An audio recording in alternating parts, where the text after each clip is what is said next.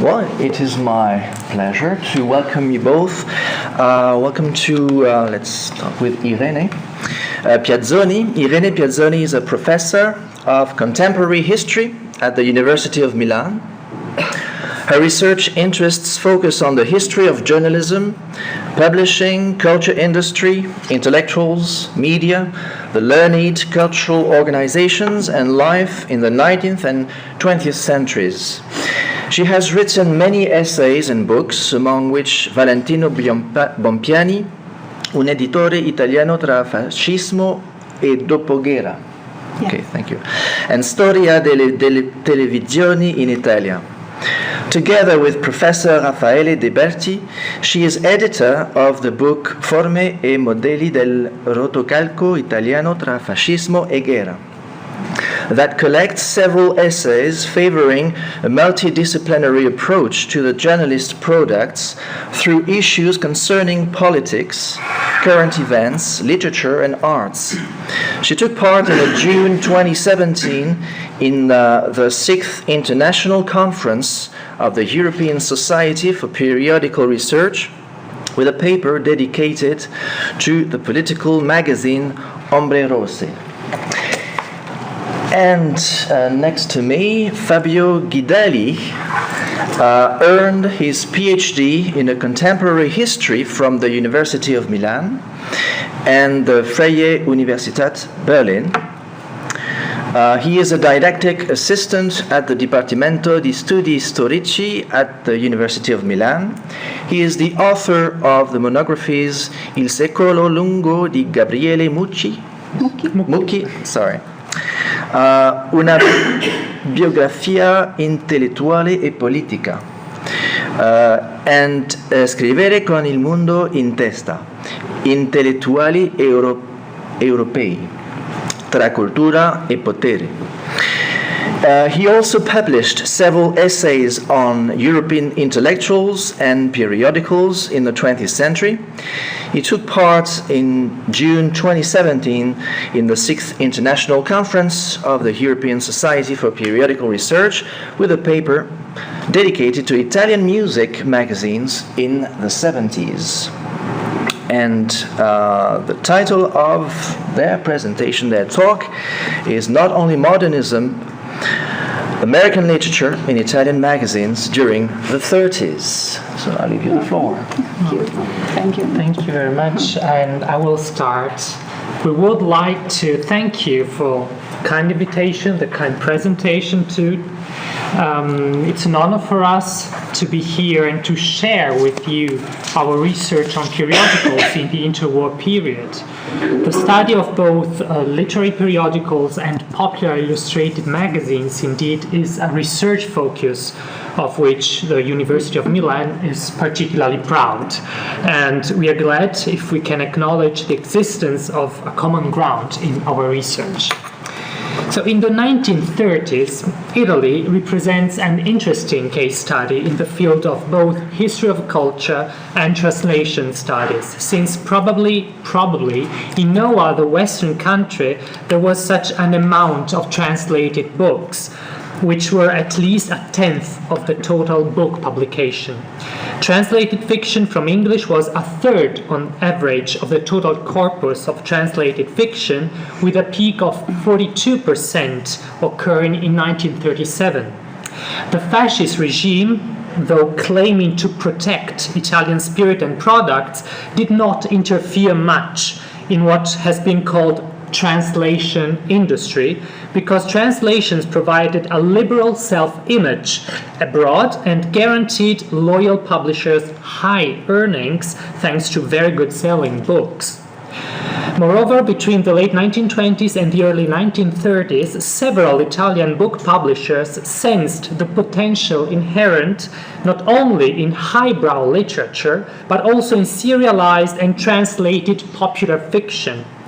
Just take into consideration the leading publishing house Mondadori, which was the first to launch an editorial operation aiming to connect highbrow and middlebrow public at the newsstands.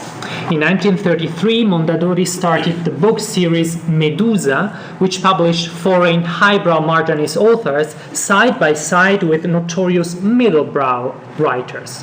Furthermore, Mondadori was already distributing at newsstands the very successful crime book series I libri gialli, full of translated Anglo-American crime fiction.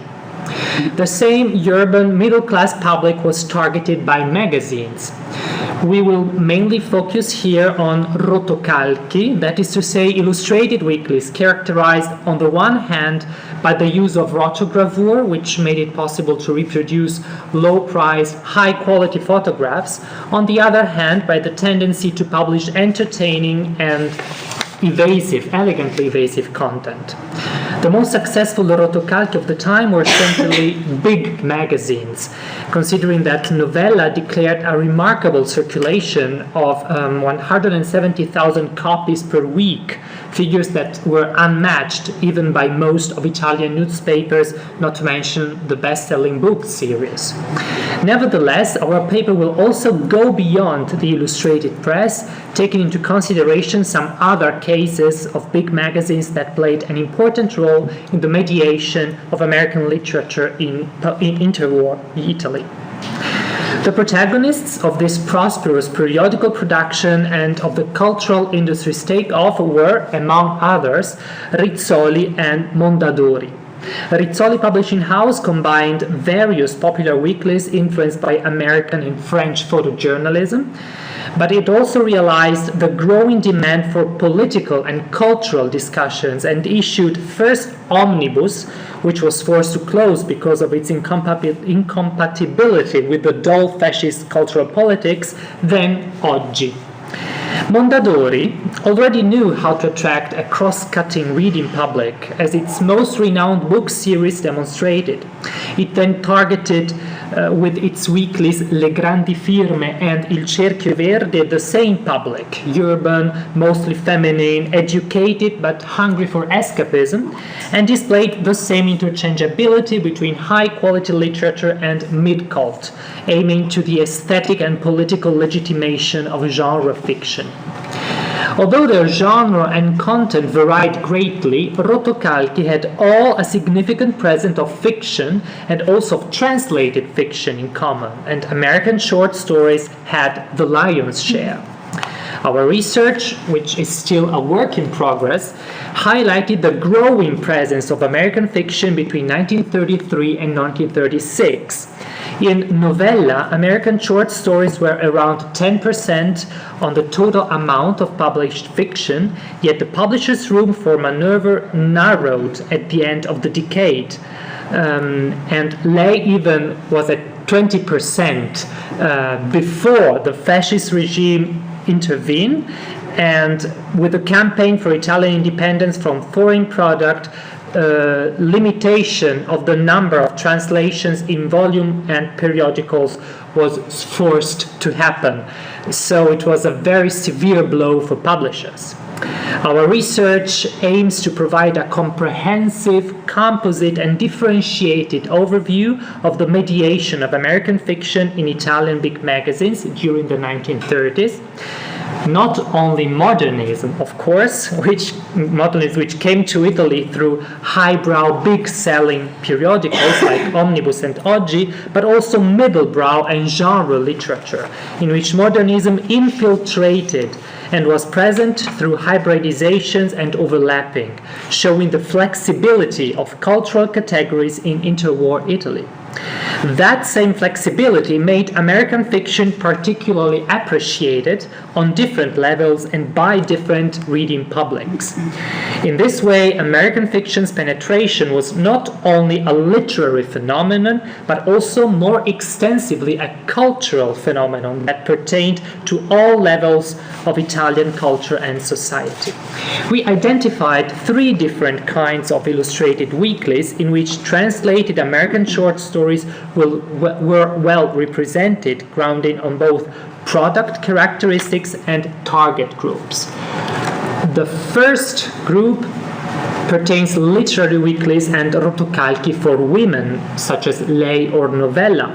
Then we have second group, middle and low brow weeklies, like Il Cerchio Verde, Mondadori Publishing House, and a third group, high-quality periodicals, weeklies like Omnibus and Oggi, or La Lettura, the monthly supplement to the newspaper Corriere della Sera.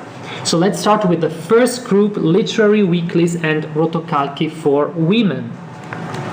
For instance, Lei, which mixed short stories with fashion, housekeeping, and good manners columns, and displayed a luxuriant Hollywood blaze iconography, or Novella, which was the flagship product of Rizzoli Publishing House. It printed short stories by Italian and foreign authors, intercut with a rich iconography based on Hollywood film stars and movie stage pictures. These weeklies were the middlebrow's reign. Short stories were characterized by accessibility in order to ensure commercial success, and by an empathic, sentimental, and didactic style. Complex social situations were reduced to individual destinies. We can find pure romance with all its genre cliches, a hero and a heroine in love, an antagonist situation or person, an unproblematic happy ending. Protagonists were in most cases middle or upper class women. Settings were always domestic or conventional, such as the working place, the theater, or means of transport like the train. As already mentioned, American short stories had the lion's share, and at least 4 groups of American novellas can be identified. There are short stories by renowned writers such as Zona Gale, Louis Bromfield, and Pearl Seidenstrecker-Bach, already published Pulitzer Prize winners, or by other well-known, more popular writers like Catherine Brush, Richard Connell, or Jack London, or Laurie York Erskine.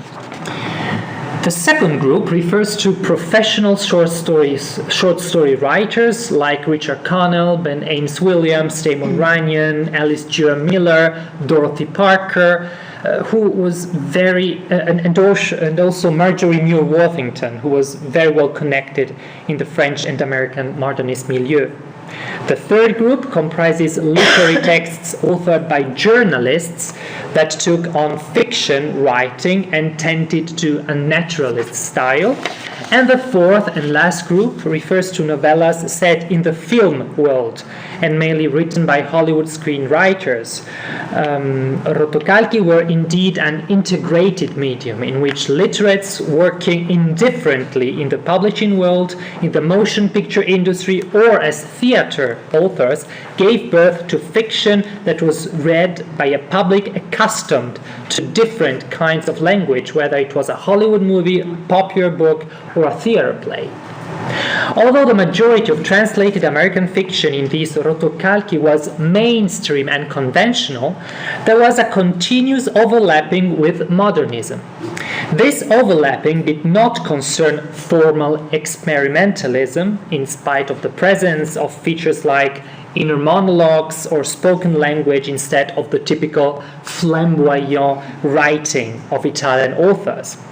The overlapping actually concerned elements in the plot, in the setting, in the protagonist's characterization. Indeed, our research identified multiple modernist features in American short stories translated in lay and novella, and here are some examples. Here are they. No, sorry. Okay. Epiphany Moments. Let us consider a short story by Adela Rogers, which tells an epiphany occurring when a girl realizes that her attractive and youthful mother is going to get old and die, and that her good looks cannot stop the aging process and the eventual passing. Existential questions. In a novella by Pearl Seidenstrecker-Bach, heartfelt and deep questions concerning marriage and interpersonal relationships come to surface. Can love and marriage really go together? Can we really sacrifice for those we love? Of course, skepticism does not usually permeate these short stories, but the mere fact that such existential questions are seriously asked is remarkable. Then we have the materialization of primitive forces that are rationally inexplicable. Consider a novella by Catherine Brush, Caterina Brush in the Italian version, in which a New York high society girl falls in love with a boxer who lets her experience primordiality through violence. She will marry her tranquil, well-off fiancé, but she has been confronted with something she cannot control nor overlook, and this fact will scar her life forever. Another example is the burden of choice when no God comes to the aid of the individual. In a novella by Margaret Sangster, a little foreign man ends up on a film set without acknowledging it, and once executed for show, he dies for real, ineluctably accepting his own destiny. Then we have the case of failed communication. Lay published, for instance, a phone dialogue conversation written by the witty humorist Dorothy Parker, which reminds of La Voix Humaine by Jean Cocteau, in which a woman tries to keep in touch with a growingly disinterested man, apparently her former lover, who cannot hear her or who is taking advantage of the disturbed conversation to interrupt their phone call and their love story. In such phone calls lies the full significance of Parker's modernism and of the alienation of her character, and I quote, who miscommunicate or fail to make relationships and marriages last, as Rhonda Petit put it. And then we have the insistence on problematic and not reconciling aspects. For instance, we will never know if a poor girl, the main character of a short story by Pulitzer Prize winner Zona Gale, who humbly asked a rich man for money after her mother's death, was that same man's illegitimate daughter. We will never know that. Moreover, there is also the need for wearing a mask in real life, the impossibility of being oneself, for instance, in a short story by Virginia Dale. Of course, in several cases, a happy ending lightens the mood, but this does not clash with modernist literature. In fact, feminist critics like Suzanne Clarke and Bonnie Kimes-Scott, among others, have already included emotions and femininity in the modernist discourse. In Lay and Novella, the hybridization of modernist and typically middlebrow elements was original and conscious. First, it was a cultural and literary choice. Magazines such as Lay and Novella could not afford to be exclusive in their selection of short stories because they had to be sold to a wide and general public, nor could they be too popular, simple, and stereotyped because authors of short stories had a name to defend and wrote for magazines only for the money, while they were planning to become distinguished writers, or they already were. Secondly, rotocalchi mirrored their public, which was mainly a female public. As Nicola Humble has stated, I quote, "The middlebrow woman reader ranges widely in her interests, encompassing many genres of literature and combining high and lowbrow interests in a daring disregard for conventional judgments. Therefore, literary weeklies for women had to mix different genres." Thirdly, those American short stories contaminated with modernist elements represented the highest point of a parabola drawn by oscillations in quality, originality, and accessibility of the fiction rotocalchi published, according to a typical editorial strategy. Modernist features in middlebrow short stories provided a touch of unexpected that aroused disruption in the reader, seizing his or her attention. The rest of the short story or the rest of the magazine issue, as well as the ravishing paratext that constantly pointed to the normality of Hollywood life, let the reader go from tension to relaxation, always reaffirming the world as it was. Therefore, the mediation of American modernist literature in Italian rotocalchi tended to undermine its disturbing aspects and to take advantage of them for commercial purposes. The research conducted on Rizzoli's rotocalchi thus suggests that Italian big middlebrow magazines played a role in popularizing some typical modernist features, not because the editorial staffs recognized them as high-status literature worth divulging, but because those same disrupting aspects perfectly fit in their business strategy. And this is the same we can see. Thank you. The second section of our presentation focuses on the middlebrow weeklies. An interesting example is Il Cerchio Verde, published by Mondadori between 1935 and 1947, inspired by the American pulp magazines, directed initially by Gino Marchiori and subsequently by Giorgio Monicelli with the collaboration of Cesare Zavattini.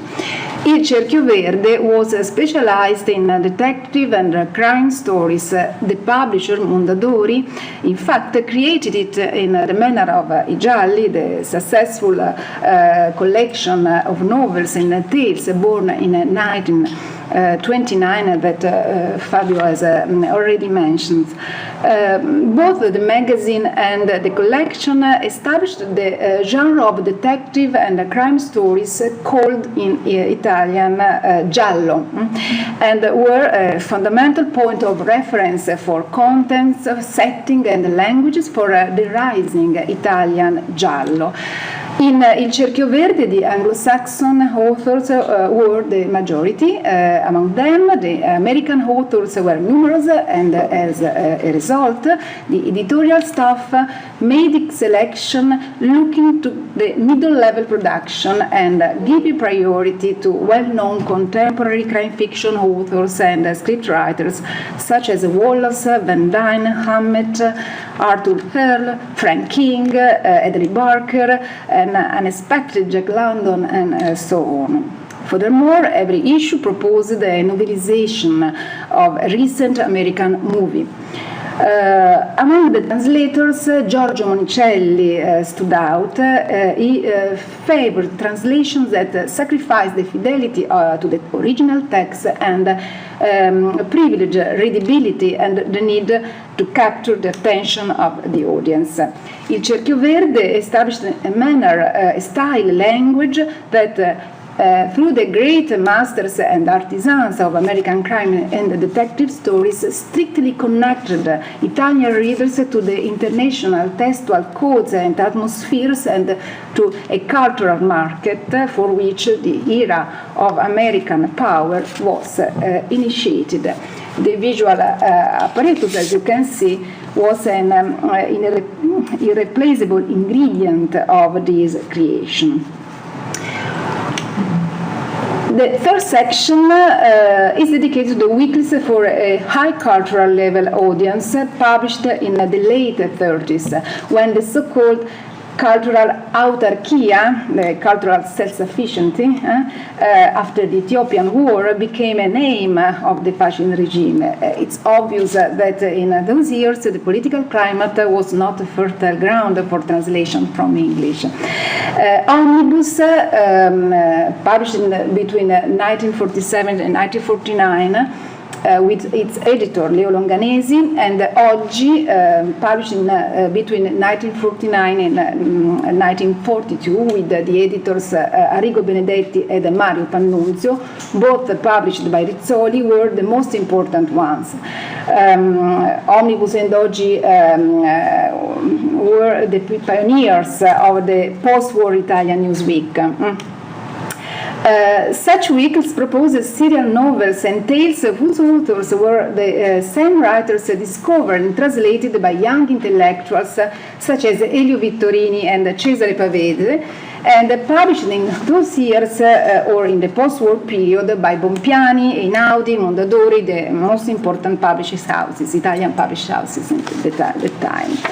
For instance, in Oggi there were serial novels and tales by John Steinbeck, William C. Royan, James Cain, Erskine Caldwell, O. Henry, Morley Callaghan, Canadian, but as you know, close to the literary circle of Hemingway, Fitzgerald, Pound, Stein, the majority of which translated by Maria Martone. Not to mention the articles on contemporary American writers, Richard Wright, Pietro Di Donato, John Fante, and so on, by Vittorini or Giuseppe Prezzolini, who reviewed the novel Grapes of Wrath by Steinbeck, and so on.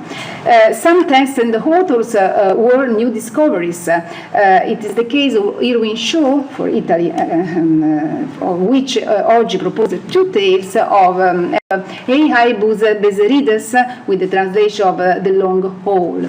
General literary texts were proposed without a presentation. There were few exceptions. The Vigilante by Steinbeck, published for the first time in Esquire in the October 1936 issue, in oggi appeared with the title Lo sceriffo lascia fare, Sheriff Permits, the subtitle America Documented by Americans, and the subheading When the American Little Towns Crowds Assail Prisons, Sheriffs Don't Resist. Every citizen is always a voter who needs to be indulged. That is to say, democracy is the worst form of government, okay?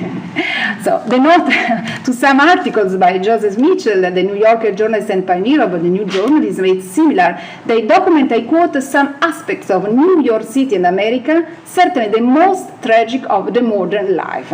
Such devices were based on the usual leitmotif of anti-American propaganda, but they were used as a pass and an expedient and did not affect the impression of a great passion and attention for the American culture and literature. And in the name of American literature, in fact, oggi closed down, suppressed by fascist censorship. Before the fascist censorship intervention, it proposed the short novel The House of the Treasure by Hawthorne, translated by the great poet Eugenio Montale.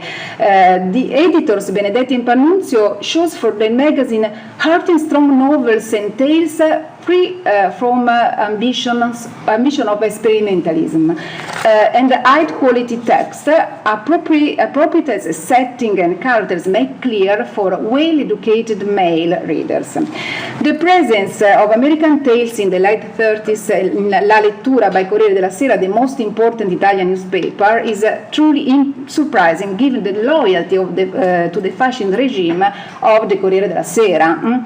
La Lettura published some tales by Morley Callaghan, William Siroyan, Steinbeck, John O'Hara. In the May 1940 issue, an interesting, extensive review of the American contemporary writers by novelist and critic Piero Gaddaconti appeared, and the review mentioned famous bestsellers such as Gone with the Wind by Margaret Mitchell, and works that were more important, for instance, the novels by John Dos Passos, and that demonstrated how the American literature was crucial and novel at the onset of the Second World War, despite the regime's hostility. In conclusion, the rotocalchi, modern, agile, and popular products, particularly attractive due to the breeding between text and images, are a very interesting source to fully comprehend the processes of assimilation and mediation of a foreign literary culture, particularly the Anglo-Saxon ones, in a time in which American literature diffusion and anti-Americanism coexisted. In fact, as in the 19th century, in the case of French literature, it was a field in which the identity of the national culture, the identity of the Italian national culture and its transformations were being played out. The research on translations of American fiction in Italian big magazine, the 30s, present a cross-section of a society thirsty for novels and narrative, and of a growing cultural industry looking for useful opportunities to assail a promising market.